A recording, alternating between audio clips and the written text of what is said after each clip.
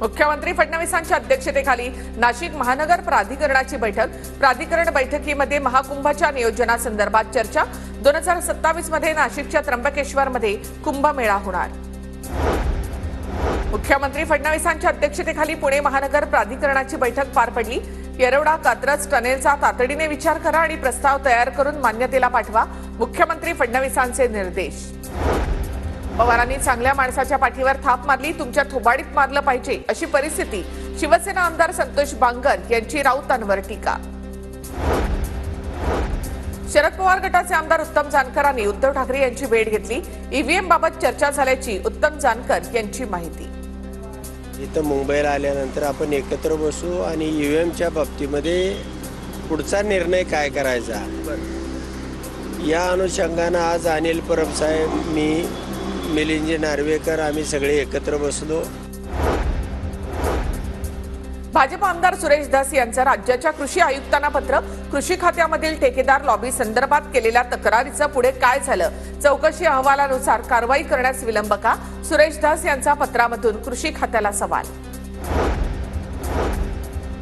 राज्यातील सर्व उपसा सिंचन योजनेचे ऑडिट करा, किती दिवस योजना सुरू आणि बंद याची माहिती घ्या, जलसंपदा मंत्री राधाकृष्ण विखे पाटील यांचे आदेश। भाजप राष्ट्रीय सरचिटणीस विनोद तावडेंनी सहकुटुंब प्रयागराजमध्ये महाकुंभ मेळ्यामध्ये स्नान केलं। अध्यात्म, संस्कृती आणि एकतेचा महायज्ञ म्हणजे महाकुंभ, विनोद तावडे यांची प्रतिक्रिया। मुख्यमंत्री फडणवीसांचा घरगुती काम करणाऱ्या महिलांसोबत संवाद। यवतमाळच्या घाटंजी तालुक्यामधील महिलांनी फडणवीसांची भेट घेतली। जीवाची मुंबई अभियानांतर्गत हा संवाद।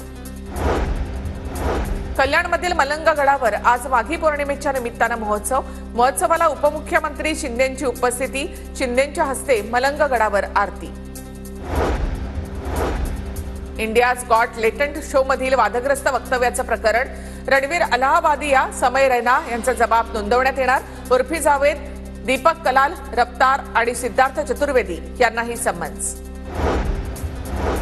तानाजी सावंतांच्या मुलाबाबत फोन आला होता। फोन आल्यानंतर अपहरणाची तक्रार दाखल केली। पुण्याचे पोलीस आयुक्त अमितेश कुमार यांची माहिती। सिल्लोडमध्ये पुतळे उभारण्यास मुंबई हायकोर्टाच्या औरंगाबाद खंडपीठाने दिली स्थगिती। माजी मंत्री अब्दुल सत्तारांना आणखी एक मोठा झटका। सुनावणी सुरू असेपर्यंत पुतळे उभारण्यास मनाई।